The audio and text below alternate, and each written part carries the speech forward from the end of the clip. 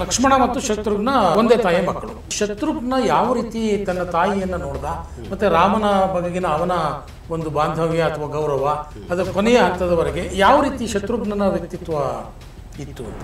ಲಕ್ಷ್ಮಣ ಭರತನ ಸ್ವಭಾವ ಏನಿತ್ತು ಅದೇ ಶತ್ರುಘ್ನನ ಸ್ವಭಾವವೂ ಆಗಿತ್ತು. 4 ಜನವೂ ವಿಷ್ಣುವಿನ ಅವತಾರವೇ ಅಂತಲೇ ಹೇಳಬೇಕಾಗಿರೋದು. ಈ ಶತ್ರುಘ್ನನಿಗೆ ವಿಪರೀತ ಸಿಟ್ಟು ಬಂದ್ಬಿಡುತ್ತೆ. ಅವ್ರ ಜೊತೆಗಿದ್ದವರೆಲ್ಲ ಓಡೋಗ್ಬಿಡ್ತಾರೆ, ಅಂದ್ರೆ ಸಾಯಿಸ್ತಾನೆ ಅನ್ನೋ ಥರನೇ ಆಗ್ಬಿಡುತ್ತೆ. ಮುಂದೆ ಅಣ್ಣ ಬಂದು ಪ್ರಶ್ನೆ ಕೇಳಿದಾಗ ಕೊಡೋಕೆ ಏನು ಉತ್ತರ ಇದೆ ನಿನಗೆ? ಈ ಘಟನೆಯಲ್ಲಿ ಶತ್ರುಘ್ನ ಯಾರು ಅನ್ನೋದು ಕಾಣಿಸ್ಕೊಡುತ್ತೆ. ಹಿರಿಯ ಅನ್ನೋ ಕಾರಣಕ್ಕೆ ಬಿಡುವಂತಿಲ್ಲ, ಅವ್ನು ತಪ್ಪು ಮಾಡಿದ್ದಾನೆ ತಂದೆ ಅಂತ. ರಾಮ ಭರತರ ನಿಲುವು ಮೃದುತ್ವ ಹೆಚ್ಚಿದೆ. ಲಕ್ಷ್ಮಣ ಶತ್ರುಘ್ನರಲ್ಲಿ ಮೃದುತ್ವಕ್ಕಿಂತ ಕಠೋರತೆ ಜಾಸ್ತಿ. ಇವನು ತಂದೆಯನ್ನು ಕೊಲ್ತೀನಿ ಅಂತ ಹೊರಟ್ರೆ ಅವ್ನು ಮಂತ್ರೆ ಕೊಲ್ತೀನಿ ಅಂತ ಹೊರಟಿದ್ದಾನೆ. ಒಟ್ಟಾರೆ ಸನ್ನಿವೇಶದಲ್ಲಿ ರಾಮ ಕಾಡಿಗೆ ಹೋದ, ಅದಾದ ನಂತರದಲ್ಲಿ ದಶರಥನ ಮರಣ ಆಯಿತು. ಅದಾದ ನಂತರದಲ್ಲಿ ಅವರ 3 ತಾಯಂದಿರು, ರಾಮನ 3 ತಾಯಂದಿರು ಯಾವ ರೀತಿ ಸಂಬಂಧಗಳಿದ್ವು ಅದನ್ನೆಲ್ಲ ನೋಡಿದ್ವಿ. ಭರತ ಪಾದುಕೆಯನ್ನು ತಂದು ರಾಮನೇ ನನ್ನ ನಾಯಕ ಅನ್ನೋ ರೀತಿಯಲ್ಲಿ ಅವನು ರಾಜ್ಯಭಾರ ಮಾಡ್ತಾ ಇದ್ದ. ಈ ಮಧ್ಯದಲ್ಲಿ ಶತ್ರುಘ್ನನ ಒಂದು ವ್ಯಕ್ತಿತ್ವ ಬಹಳಷ್ಟು ಜನಗಳಿಗೆ ಪರಿಚಯ ಆಗೋದಿಲ್ಲ. ಸೊ ಶತ್ರುಘ್ನ, ಲಕ್ಷ್ಮಣ ಮತ್ತು ಶತ್ರುಘ್ನ ಒಂದೇ ತಾಯಿಯ ಮಕ್ಕಳು. ಸೊ ಹಾಗಿದ್ದಾಗ ಶತ್ರುಘ್ನ ಯಾವ ರೀತಿ ತನ್ನ ತಾಯಿಯನ್ನ ನೋಡ್ದ, ಮತ್ತೆ ರಾಮನ ಬಗೆಗಿನ ಅವನ ಒಂದು ಬಾಂಧವ್ಯ ಅಥವಾ ಗೌರವ ಅದರ ಕೊನೆಯ ಹಂತದವರೆಗೆ ಯಾವ ರೀತಿ ಶತ್ರುಘ್ನನ ವ್ಯಕ್ತಿತ್ವ ಇತ್ತು ಅಂತ. ಶತ್ರುಘ್ನರ ಬಗ್ಗೆ ಹೆಚ್ಚು ಬಂದಿಲ್ಲ ಅನ್ನೋದು ಹೌದಾದ್ರೂ ಬಂದೇ ಇಲ್ಲ ಅಂತೇನೂ ಅಲ್ಲ. ಲಕ್ಷ್ಮಣ ಭರತನ ಸ್ವಭಾವ ಏನಿತ್ತೋ ಅದೇ ಶತ್ರುಘ್ನನ ಸ್ವಭಾವವೂ ಆಗಿತ್ತು. ಅಂದರೆ 4 ಜನರಲ್ಲಿ ವ್ಯತ್ಯಾಸ ಅಂತ ಬಹಳ ಏನೂ ಇರಲಿಲ್ಲ. ಯಾಕೆಂದರೆ 4 ಜನವೂ ವಿಷ್ಣುವಿನ ಅವತಾರವೇ ಅಂತಲೇ ಹೇಳಬೇಕಾಗಿರೋದು. ಒಂದೇ ಪಾಯಸದಿಂದ ಹುಟ್ಟಿ ಬಂದವರು ಅವರು, ಒಂದೇ ಪಾಯಸದಿಂದ ಹುಟ್ಟಿ ಬಂದವರು. ಸರಿ ಸರಿ, ಓಕೆ.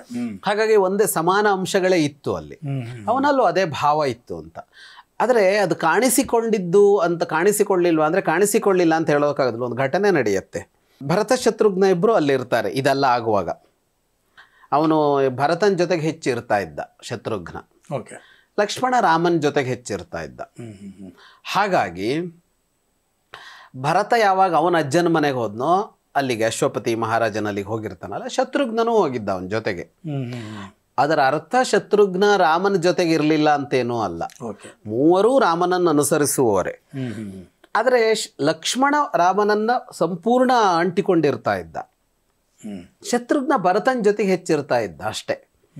ಅವನಲ್ಲಿಗೆ ಹೋಗಿರ್ತಾನಲ್ಲ, ವಾಪಸ್ ಬಂದಾಗ ಪ್ರಶ್ನೆ ಭರತನದ್ದಿತ್ತು, ಶತ್ರುಘ್ನದ್ದು ಇರಲಿಲ್ಲ. ಹಾಗಾಗಿ ಘಟನೆ ಹೇಳಲಿಲ್ಲ. ಭರತರ ಇದಾಗಿ ಎಲ್ಲ ಆಗತ್ತಲ್ಲ, ರಾಜನಾಗಬೇಕು ಅಂತ ಆಗತ್ತೆ. ಅವನೇನು ಮಾಡ್ತಾನೆ, ನಿರಾಕರಿಸಬೇಕು. ಇದು ನಿರಾಕರಿಸಿಲ್ಲ. ಅದಕ್ಕಿಂತ ಮೊದಲು ಅಂದರೆ ಅವನು ಬರುವವರೆಗೆ ದಶರಥನ ಶವವನ್ನು ರಕ್ಷಣೆ ಮಾಡಿಟ್ಟಿರ್ತಾರೆ ತೈಲದ್ರೋಣಿಯಲ್ಲಿ, ಅಂದರೆ ಎಣ್ಣೆಯ ಕೊಪ್ಪರಿಗೆಯಲ್ಲಿ ಹಾಕಿ ಕೊಳೆಯದಂತೆ, ದೇಹ ಕೊಳೆಯದಂತೆ. ಯಾಕೆಂದರೆ ಅಂತ್ಯಕ್ರಿಯೆ ಮಾಡೋದಕ್ಕೆ ಅವನು ಬರಬೇಕು. ಅವನಿದ್ದಿದ್ದು ಅಷ್ಟು ದೂರದಲ್ಲಿ, ಅದು ಈಗಿನ ಆಫ್ಘಾನಿಸ್ತಾನ ಆ ಪ್ರದೇಶದಿಂದ ಬರಬೇಕು. ಕೇಕಯ್ಯ ಇದ್ದಿದ್ದ ಆ ಭಾಗದಲ್ಲಿ, ಪಾಕಿಸ್ತಾನ, ಅಫ್ಘಾನಿಸ್ತಾನ, ಬಾಖ್ಲಿಕ, ಪರ್ಷಿಯಾ ಈ ಭಾಗಗಳೇ ಯಾವುದೋ ಒಂದಿಷ್ಟು ಭಾಗ. ಅದು ಅಲ್ಲಿಂದ ಬರೋದಕ್ಕೆ ತಡ ಆಗತ್ತೆ. ಅವನು ಬರುವಾಗ ಅಷ್ಟ ತನಕ ದೇಹ ಕಾಪಾಡಿದ್ರು. ಅವನು ಬಂದ ಮೇಲೆ ಅಂತ್ಯ ಸಂಸ್ಕಾರಗಳನ್ನೆಲ್ಲ ಮುಗಿಸಿ ಹಿಂದಿರುಗಿ ಬಂದಿರ್ತಾರೆ ಅರಮನೆಗೆ.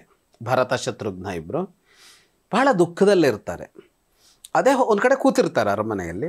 ಅದೇ ಹೊತ್ತಿಗೆ ಈ ಮಂಥರ ಇದ್ದಾಳಲ್ಲ, ಇವಳು ಇದ್ದಬದ್ದ ಆಭರಣವನ್ನೆಲ್ಲ ಮೈಮೇಲೆ ಹೇರ್ಕೊಂಡು ಬರ್ತಾ ಇರ್ತಾಳೆ.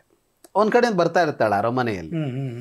ಅದೊಂಥರ ಕೋತಿ ಆಭರಣ ತೊಡಸ್ಕೊಂಡಂಗಿತ್ತು ಅಂತ ವಾಲ್ಮೀಕಿಗಳು ವರ್ಣಿಸ್ತಾರೆ. ಅವಳಿಗೊಂಥರ ತಾನು ಗೆದ್ದಿದ್ದೀನಿ ಅಂತ. ಈಗ ಮಂಥರೆಗೆ, ನೀವು ಮಂಥರೆ ಸ್ವಭಾವ ಏನು ಅಂತ ಒಂದು ಹಿಂದಿನ ಪ್ರಶ್ನೆಯಲ್ಲಿ ಕೇಳಿದ್ರಲ್ಲ, ದಶರಥ ಸತ್ತರೆ ಅವಳಿಗೇನು ನೋವಾಗಿಲ್ಲ.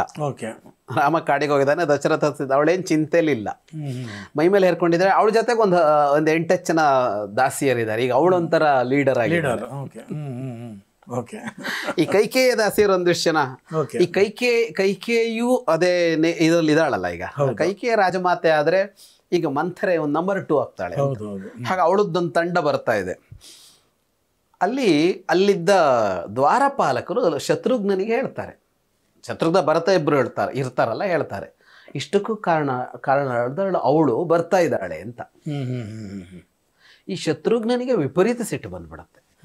ಸೀದಾ ಹೋಗಿ ಅವಳನ್ನು ಹಿಡಿದು ಎಳೆದಾಡಿ ಎಲ್ಲ ಮಾಡ್ತಾನೆ. ಮಂಥರೆಯನ್ನು ಕಿರುಚಿಕೊಳ್ತಾಳೆ, ಇಡೀ ಅರಮನೆ ಕೇಳೋ ಥರ ಕಿರುಚಿಕೊಳ್ತಾಳೆ. ಅವಳ ಜೊತೆಗಿದ್ದವರೆಲ್ಲ ಓಡೋಗ್ಬಿಡ್ತಾರೆ.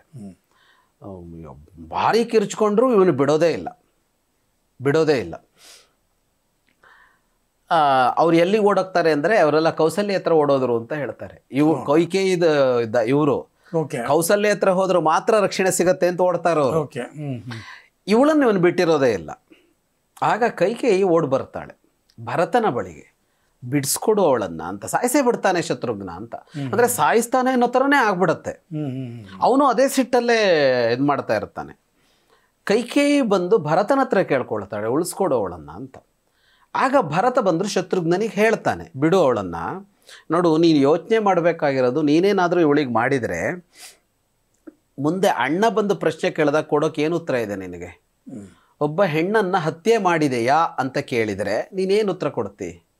ಒಂದೊಮ್ಮೆ ಅಣ್ಣ ಆ ಪ್ರಶ್ನೆ ಕೇಳೋದಿಲ್ಲ ಅಂತಾಗಿದ್ರೆ ಇವಳು ಬದುಕಿರ್ತಿರ್ಲಿಲ್ಲ ಇಷ್ಟೊತ್ತಿಗೆ ಅನ್ನೋ ಅರ್ಥದಲ್ಲಿ ಹೇಳ್ತಾನೆ ಅವನು. ಅಂದ್ರೆ ನಾನು ಕೈಕೇಯಿಯನ್ನೇ ಆ ಥರ ಮಾಡಿಬಿಡ್ತಿದ್ದೆ ಅಂತ. ಕೈಕೇಯಿಯನ್ನ ನಾನು ಉಳಿಸಿದ್ದು ಯಾಕೆ ಅಂದ್ರೆ ರಾಮ ಒಪ್ಪಲ್ಲ ಅನ್ನೋ ಕಾರಣಕ್ಕೆ. ಏನೇ ಮಾಡಿರ್ಬೋದು ಆದರೆ ನಾವೇನೂ ಮಾಡುವಂತಿಲ್ಲ ಅಂತ ರಾಮನ ನಿಲುವು ಸ್ತ್ರೀಯರ ಬಗ್ಗೆ ಇರೋದ ಕಾರಣಕ್ಕಾಗಿಯೇ ನಾನು ಬಿಟ್ಟಿದ್ದೀನಿ. ನಿನಗೂ ರಾಮ ಇದೇ ಪ್ರಶ್ನೆ ಕೇಳಿದರೆ ಏನು ಉತ್ತರ ಕೊಡ್ತೀಯಾ ಅಂತ ಕೇಳಿದ ಕೂಡಲೇ ಶತ್ರುಘ್ನ ತಣ್ಣಗಾಗ್ಬಿಡ್ತಾನೆ. ಅಂದರೆ ಅವನು ಇಡೀ ಸಿಟ್ಟು ಇಳಿದೋಯ್ತು ಅಂತ ಹೇಳ್ತಾರೆ ವಾಲ್ಮೀಕಿಗಳು. ಬಿಡ್ತಾನೆ ಅವಳನ್ನು, ಮಂಥರೆಯನ್ನು ಬಿಟ್ಟುಬಿಡ್ತಾನೆ ಶತ್ರುಘ್ನ. ಈ ಘಟನೆ ಯಾಕೆ ಹೇಳ್ತಾ ಇದ್ದೀನಿ ನಾನು ಅಂತ ಅಂದರೆ, ಈ ಘಟನೆಯಲ್ಲಿ ಶತ್ರುಘ್ನ ಯಾರು ಅನ್ನೋದು ಕಾಣಿಸ್ಕೊಳ್ಳುತ್ತೆ. ರಾಮನ ಬಗ್ಗೆ ಅವನಿಗೆ ಯುದ್ಧ ನಿಷ್ಠೆ ಏನು, ಇದೇನು ಅನ್ನೋದು ಕಾಣಿಸ್ಕೊಳ್ಳುತ್ತೆ ಅಂತ. ಅಂದರೆ ಲಕ್ಷ್ಮಣನಿಗೆ ಭರತನಿಗೆ ಇದ್ದಿದ್ದಕ್ಕಿಂತ ಭಿನ್ನವಾದದ್ದೇನೂ ಅಲ್ಲ. ಭರತ ಸಿಂಹಾಸನವನ್ನೇ ತ್ಯಾಗ ಮಾಡದ, ಲಕ್ಷ್ಮಣ ರಾಮನ ಜೊತೆ ಕಾಡಿಗೆ ಹೋದ. ಆದರೆ ಲಕ್ಷ್ಮಣ ಫಸ್ಟು ಅವನ ಕಿವಿಗೆ ಬಿದ್ದಾಗ, ಮೊಟ್ಟ ಮೊದಲು ರಾಮ ಕಾಡಿಗೆ ಹೋಗ್ತಾನೆ ಅಂತ ಬಿದ್ದಾಗ ಅವನಾಡಿದ ಮಾತು ಇದೆ, ನಾನು ದಶರಥನನ್ನು ಜೈಲಿಗೆ ಹಾಕಿ ನಿನ್ನನ್ನು ರಾಜನನ್ನಾಗಿಸ್ತೀನಿ ಅಂತಲೇ ಮಾತಾಡ್ತಾನೆ. ದೇವಾನು ದೇವತೆಗಳು ಬಂದರು ನಾನು ಎದುರಿಸ್ತೀನಿ, ಯಾರು ಬರ್ತಾರೆ ನೋಡೋಣ, ಯಾರು ಬೇಕಾದ್ರೂ ವಿರೋಧಿಸ್ಲಿ, ನಾನು ಅವನನ್ನು ಕಾರಾಗೃಹಕ್ಕೆ ಹಾಕಿಯೇ ಸಿದ್ಧ ಅಂತ ಲಕ್ಷ್ಮಣ ಗುಡುಗುತ್ತಾನೆ. ಅವಾಗ ಅವನು ಹೇಳ್ತಾನೆ, ಗುರೋರಪ್ಯವಲಿಪ್ತಸ್ಯ ಕಾರ್ಯಕಾರ್ಯಮಜಾನತಃ ಉತ್ಪಥಂ ಪ್ರತಿಪನ್ನಸ್ಯ ಕಾರ್ಯಂಭವತಿ ಶಾಸನಂ ಅಂತ. ದೊಡ್ಡವನೇ ಆಗಿರ್ಬೋದು, ಹಿರಿಯರಾಗಿರ್ಬೋದು, ಆದರೆ ಅವಿವೇಕಿಯಾಗಿ ತಪ್ಪು ದಾರಿಗೆ ನಡೆದರೆ ಅವನನ್ನು ಶಿಕ್ಷಿಸಬೇಕೇ ಹೊರತು ಅವನನ್ನು ಗೌರವಿಸೋದಲ್ಲ ಅನ್ನೋ ಮಾತನ್ನು ಲಕ್ಷ್ಮಣ ಹೇಳ್ತಾನೆ. ಹಿರಿಯ ಅನ್ನೋ ಕಾರಣಕ್ಕೆ ಬಿಡುವಂತಿಲ್ಲ, ಅವನು ತಪ್ಪು ಮಾಡಿದ್ದಾನೆ ತಂದೆ ಅಂತ. ತಂದೆಯಾದರೂ ತಪ್ಪು ಮಾಡಿದರೆ ಶಿಕ್ಷೆಯೇ ಅಂತ ಲಕ್ಷ್ಮಣನ ನಿಲುವು. ಇದೇ ತರಹದ ನಿಲುವು ಶತ್ರುಘ್ನಲ್ಲಿ ಕಾಣಿಸ್ಕೊಳ್ಳುತ್ತೆ. ರಾಮ ಭರತರ ನಿಲುವು ಅದು ಸ್ವಲ್ಪ ಅವರು ಇದು ಜಾಸ್ತಿ, ಮೃದುತ್ವ ಹೆಚ್ಚಿದೆ. ಲಕ್ಷ್ಮಣ ಶತ್ರುಘ್ನರಲ್ಲಿ ಮೃದುತ್ವಕ್ಕಿಂತ ಕಠೋರತೆ ಜಾಸ್ತಿ ಅವರಲ್ಲಿ. ಅಂದರೆ ಲಕ್ಷ್ಮಣನಲ್ಲಿ ಯಾವ ಸ್ವಭಾವ ಇತ್ತೋ ಅದೇ ಸ್ವಭಾವ ಶತ್ರುಘ್ನಲ್ಲಿ ಕಾಣಿಸ್ಕೊಳ್ಳುತ್ತೆ. ಅಂದರೆ ಆ ಥರ ಜೋರಾಗಿ ಮುಂದುವರಿಯೋದು ಅಂತ. ಅವನು ಮಾಡಿದ್ದು ಅದನ್ನೇ. ಇವನು ತಂದೆಯನ್ನು ಕೊಲ್ತೀನಿ ಅಂತ ಹೊರಟ್ರೆ ಅವ್ನು ಮಂಥರೆ ಕೊಲ್ತೀನಿ ಅಂತ ಹೊರಟಿದ್ದಾನೆ ಅಂತ. ಹಾಗಾಗಿ ಲಕ್ಷ್ಮಣನ ಸ್ವಭಾವವೇ ಶತ್ರುಘ್ನನದ್ದು ಅನ್ನೋದು ಗೊತ್ತಾಗತ್ತೆ. ಮುಂದೆ ರಾಮ ಅವನ ಅಂತ್ಯ ಆಗುವಾಗ ಎಲ್ಲವನ್ನು ಬಿಟ್ಟು ಶತ್ರುಘ್ನ ಅವನ ಜೊತೆಗೆ ಹೋಗ್ತಾನೆ ಅಂತ ಬರುತ್ತೆ. ಹಾಗಾಗಿ ಶತ್ರುಘ್ನ ಇವರಿಗಿಂತ ತ್ಯಾಗದಲ್ಲಿ ಕಡಿಮೆ ಏನೂ ಅಲ್ಲ ಲಕ್ಷ್ಮಣ ಭರತರಿಗಿಂತ.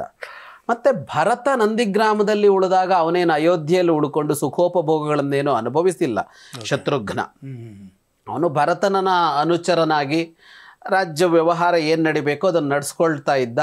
ಇವನು ರಾಜ್ಯ ಪ್ರವೇಶವನ್ನೇ ಮಾಡೋದಿಲ್ಲ ಅಂತ ಕೊಳ್ತಾ ಭರತ ಪ್ರಾಯಶಃ ಅಯೋಧ್ಯೆಗೆ ಹೋಗಿ ಬಂದು ವ್ಯವಸ್ಥೆ ಇದನ್ನೆಲ್ಲ ಶತ್ರುಘ್ನ ನೋಡ್ಕೊಂಡಿರಬಹುದು. ಆದರೆ ಅವನು ಇವರು ಯಾವೆಲ್ಲ ಭೋಗಗಳನ್ನು ಬಿಟ್ಟಿದ್ರು ರಾಮನಿಗಾಗಿ ಅದನ್ನು ಬಿಟ್ಟೇ ಬದುಕಿದವನು ಅವನು ಶತ್ರುಘ್ನ.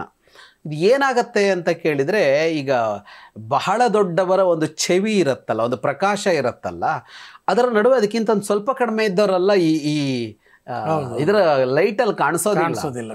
ಹಾಗಾಗಿ ಇಲ್ಲಿ ಏನಾಗೋಯ್ತು, ರಾಮನ ಮುಂದೆ ಯಾರೂ ಕಾಣಿಸೋಕ್ಕಾಗಲ್ಲ. ದೊಡ್ಡ ಪ್ರಭಾವಳಿಯ ಪ್ರಕಾಶಕ್ಕೆ ಇವರೆಲ್ಲ ಸ್ವಲ್ಪ ಏನೂ ಅಲ್ಲ ಅಂತ ಆಗಲಿಲ್ಲ. ರಾಮನ ಪ್ರಕಾಶದ ಮುಂದೆ ಯಾರೂ ಅಲ್ಲ. ಆದರೆ ಲಕ್ಷ್ಮಣ ಭರತ ಇಬ್ಬರು ಕಾಣಿಸ್ಕೊಳ್ಳೋ ಥರ ಆದರೂ ಶತ್ರುಘ್ನ ಕಾಣಿಸ್ಕೊಳ್ಳೋದಕ್ಕೆ ಅವಕಾಶವೂ ಸಿಗಲಿಲ್ಲ ಅವನಿಗೆ. ಅವನು ಏನು ಮಾಡಬೇಕು? ಹೌದು. ಈಗ ಅವನು ಈಗ ಭರತ ಪಟ್ಟ ತ್ಯಾಗ ಮಾಡ್ದ, ಯಾಕೆಂದ್ರೆ ಅವನಿಗೆ ಪಟ್ಟ ಬಂದಿತ್ತು, ಶತ್ರುಘ್ನಿಗೆ ಬಂದಿರಲಿಲ್ಲ. ಹಾಗಾಗಿ ಅವನು ತ್ಯಾಗ ಮಾಡೋದಕ್ಕೆ ಏನು ತ್ಯಾಗ ಮಾಡಬೇಕು ಅವನು? ಹಾಗಾಗಿ ಆ ಒಂದು ಪ್ರಕಾಶದಲ್ಲಿ ಕಾಣಿಸ್ಕೊಳ್ಳಿಲ್ಲ ಅನ್ನೋದು ಬಿಟ್ಟರೆ ಶತ್ರುಘ್ನನ ವ್ಯಕ್ತಿತ್ವ ಇವರಂಥದ್ದೇ.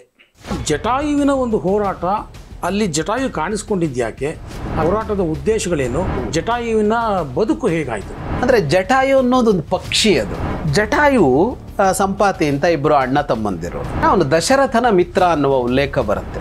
ಪಕ್ಷಿ ಪ್ರಾಣಿ ಎಲ್ಲೋದ್ರ ಜೊತೆಗೂ ಒಂದು ಬೇರೆ ಥರದ ಸಂಬಂಧ ಇತ್ತು ಅಂತ. ತನ್ನ ಗೆಳೆಯನ ಮಗ ಅನ್ನುವಂಥ ಒಂದು ಪ್ರೀತಿ ರಾಮನ ಮೇಲಿತ್ತು ಜಟಾಯುಗೆ. ಈ ಸೀತೆಯನ್ನು ಕದ್ದೊಯ್ಯುವಾಗ ಅವನಿಗೆ ಕಾಣಿಸ್ತದು, ತಡಿಲೇಬೇಕು ಅನ್ನುವ ಹಠ ಅವನಿಗೆ ಜೋರಾಗಿತ್ತು. ಸೀತೆಯನ್ನು ಬಿಡಿಸಿ ರಾವಣನಿಗೆ ಸಾಕಬೇಕು ಅನ್ನೋಷ್ಟು ಮಾಡ್ತಾನವನು. ರಾಮಾಯಣದ ಸಂದೇಶದಲ್ಲಿ ಜಟಾಯುವು ಒಂದು ಸಂದೇಶ ಅಂತ. ಹಿರಿಯ ಮಗನಾಗಿ ಮಾಡಬೇಕಾದ ಕರ್ತವ್ಯ ಅವನಿಗೆ ಮಾಡೋದಕ್ಕೆ ಅವಕಾಶ ಸಿಕ್ಕಿಲ್ಲ. ಅಂತ್ಯಕ್ರಿಯೆ ಮಾಡುವಾಗ ಆ ಭಾವ ಬರದೆ ಅಂತ್ಯಕ್ರಿಯೆ ಮಾಡೋಕ್ಕೆ ಬರಲ್ಲ.